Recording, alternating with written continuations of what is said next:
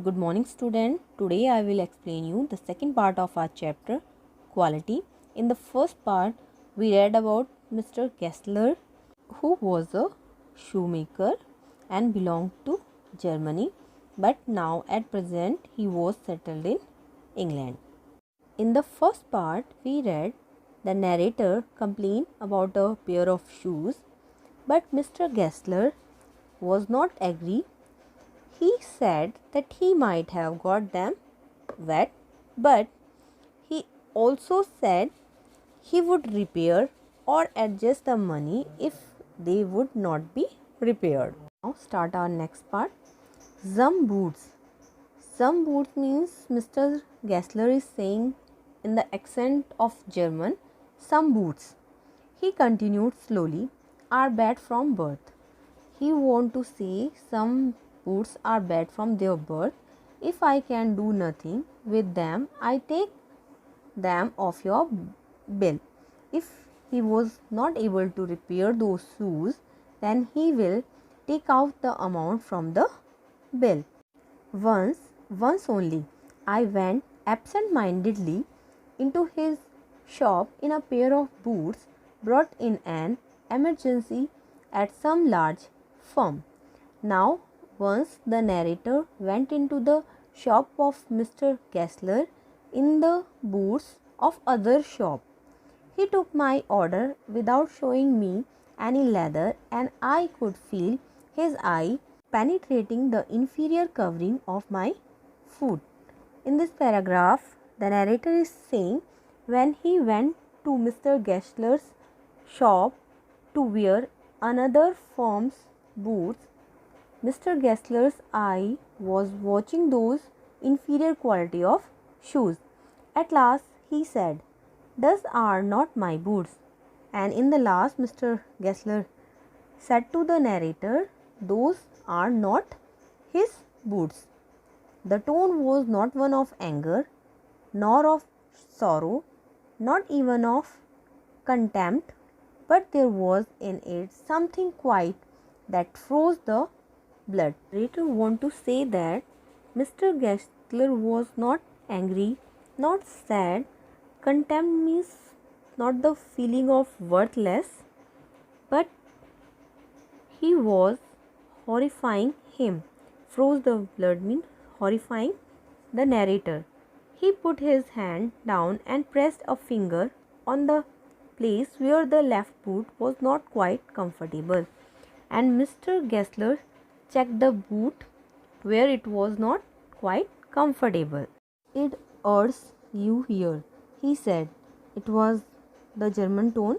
It means it hurts you there. Mr. Gessler asked to the narrator. He said, "These big worms have no self-respect." It means big firms have no self-respect. And then, as if something had given way within him, he spoke long and bitterly. Now, first time Mr. Gessler spoke for a long time. It was the only time I ever heard him discuss the conditions and hardships of his trade. It was the first time when the narrator heard the difficulties of their trade. "They get it all," he said. "They get it by advertisement, not by work. They take it away from us who love our boots. It goes to disgustingly I have no work." Now, Mr. Gessler told the narrator, the big firms get their work only by the advertisement, not by work, and these big firms taking out the work of Mr. Gessler. And looking at his lined face, I saw things I had never noticed before, bitter things and bitter struggle, and what a lot of grey hairs there seemed suddenly in his red beard. The narrator want to say that first time he closely observed the face of Mr. Gessler, and there are many lines on his face and he also noticed a lot of grey hairs in his red beard, which show the struggle of Mr. Gessler that they are not getting work due to those big firms. As best I could, I explained the circumstances of those ill-omened boots. Now, the narrator described the condition of those bad boots, but his face and voice made so deep an impression that during the next few minutes I ordered many pairs. But after hearing the problems of Mr. Gessler and impressed by his talk, the narrator ordered many pair of boots. They lasted longer than ever, and those boots lasted for a long time, and I was not able to go to him for nearly 2 years. Now, the narrator didn't go to Mr. Gessler's shop almost 2 years because the boots which he ordered lasted for a long time. It was many months before my next visit to his shop. This time it appears to be his elder brother handling a piece of leather. The narrator went to Mr. Gessler's shop after many months, and he thought this time his elder brother was handling the piece of leather. "Well, Mr. Gessler," I said, "how are you?" He came close and peered at me. "I am pretty well," he said slowly, "but my elder brother is dead." Now, Mr. Gessler informed the narrator that his elder brother had died, and I saw that it was indeed himself, but how aged and worn. The narrator thought Mr. Gessler was looking more aged now, and never before had I heard him mention his brother, and Mr. Gessler never mentioned his brother. Much shocked, I murmured, "Oh, I am sorry."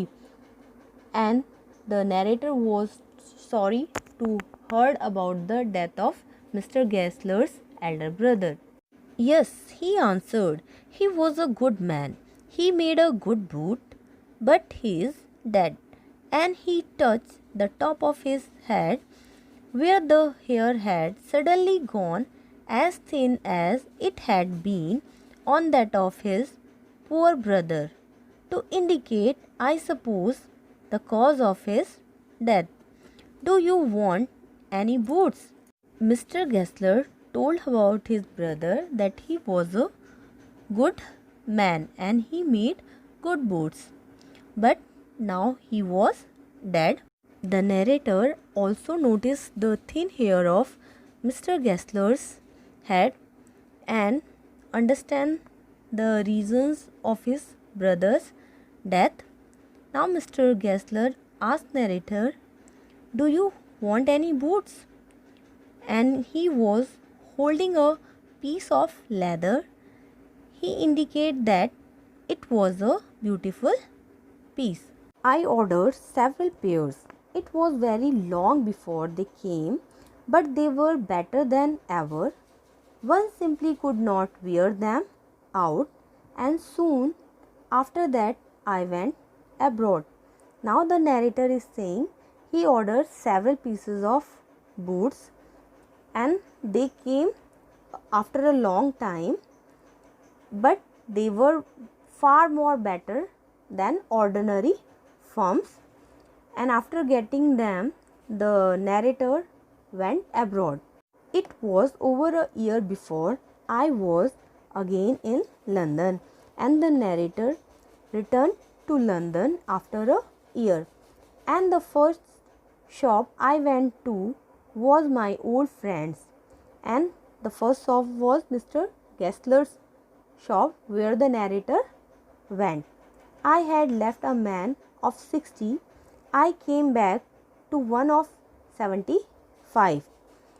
When the narrator went to abroad, he left a man of 60. But when he came back after 1 year. But he saw a man of 75, pinched and worn, who genuinely this time did not at first know me. Narrator is saying that this time Mr. Gessler was looking like a man of 75. Pinch and worn means his face was thin and pale, and this time he was unable to identify the narrator. Do you want any boots? He said. I can make them quickly. It is a slack time. It is a slack time means it is a slack time. Mr. Gessler asked the narrator if he want boot. He will make them quickly because it was a slack time. Slack time means he had enough time and he will make them timely. I answered, please, please, I want boots all around, every kind. Now the narrator answered, make him all kinds of boots. I had given those boots up when one evening they came, and one evening the narrator received those boots. One by one I tried them on, and he tried all the boots one by one. In shape and fit, in finish and quality of leather, they were the best he had ever made, and in everything they were best. In finish, in quality, in leather, they were best.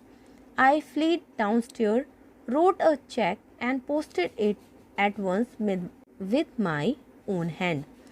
As soon as the narrator get the shoes, he went downstairs and signed a check and posted it by himself. A week later, passing the little street, I thought I would go in and tell him how splendidly the new boots fitted. After a week, the narrator thought, when he was passing the little street, to tell Mr. Gessler that the shoes were very good in fitting and finish. But when I came to where his shop had been, his name was gone.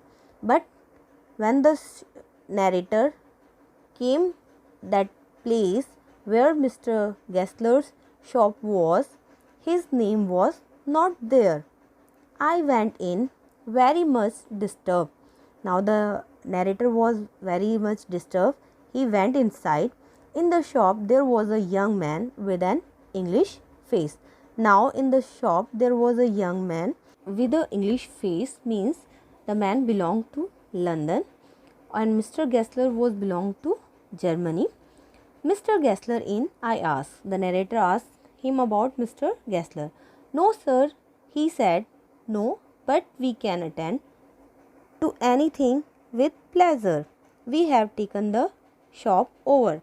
Now the Englishman informed the narrator that they had taken the shop and he can attend him with pleasure.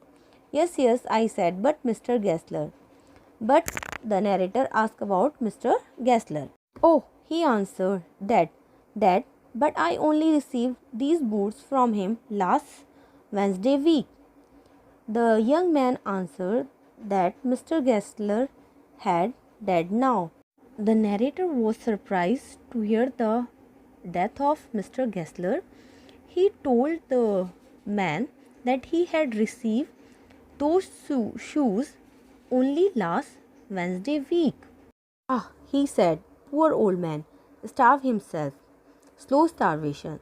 The young man informed the narrator the old man died with starvation. Starvation means die with hunger. The doctor called it. You see, he went to work in such a way. Now he told the way of his work. Would you keep the shop on? Wouldn't have a soul touch his boots except himself. He made very good quality of shoes. When he got an order, whenever the Mr. Gessler get the order, it took him such a time. He take a long time to make a boot. People won't wait, and people did not like to wait. He lost everybody. He lost his customers, and there he had sit going on, and this was continue after a long time. I will say that for him, not a man in London made a better boot. And the Englishman also informed the narrator he was the best bootmaker in the London. But look at the competition. He never advertised, but there was so much competition and he didn't advertise his work. Would have the best leather too and do it all himself. Mr. Gessler always took best leather and do all the work himself. Well, there it is. What could you expect with his ideas? And he was saying कि after that what can you accept? But starvation only? Starvation? That may be a bit flowery as the saying is, but I know myself he was sitting over his boots day and night to the very last you see I use. The man informed the narrator that Mr. Gessler do his work very sincerely and he sat over his boots day and night to the very last you see. I used to watch him, never gave himself time to eat, never had a penny in the house. The man informed the narrator he used to watch him, he never gave himself time to eat, and he had not a single penny. Penny means money in his house. All went in rent and leather. Whatever money he had, he brought leather and gave in rent. How he lived so long, I don't know, and he don't know the reason how he lived so long without food or money. He regularly let his fire go out. He has a passion for his work, so he always busy in his work. He was a character, but he made good boots. He was a character means he was interesting and amazing, but he made good boots. Yes, I said he made good boots. The narrator also agreed with the man and he said he really made good boots. Now, in short, we can say that Mr. Gessler made good boots, but he did not advertise his work. He did his work as a art, and art takes a long time to complete.